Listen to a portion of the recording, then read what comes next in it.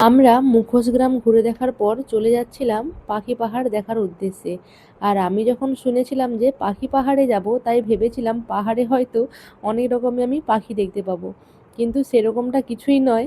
আসলে নামে পাখি পাহাড় হলেও তুমি কিন্তু এখানে বিশেষ কোনো পাখি দেখতে পাবে না।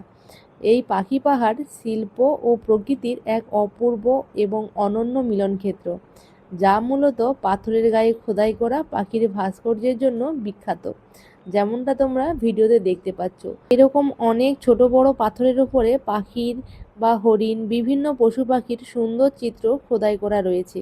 আর পাখি পাহাড়ে প্রায় 800 ফুট উঁচু মুরাবুরুর পাহাড়ের পাথরের গায়ে প্রায় 65টির বেশি পাখির নিপুণ ভাস্কর্য খোদাই করা আছে। আর এই ভাস্কর্যের শিল্পীর নাম তোমরা কি জানো? আচ্ছা থাক, আমি বলে দিচ্ছি। এই ভাস্কর্যের শিল্পীর নাম হলো চিত্তদে, যিনি দীর্ঘ পরিশ্রমের মাধ্যমে এই পাথরের পাহাড়টিকে একটা সুন্দর রূপ দান করেছিলেন। সবুজ জঙ্গলের মাঝে পাথরের গায়ে সুন্দর সুন্দর চিত্র দেখে মনটা ভরে যাচ্ছিল।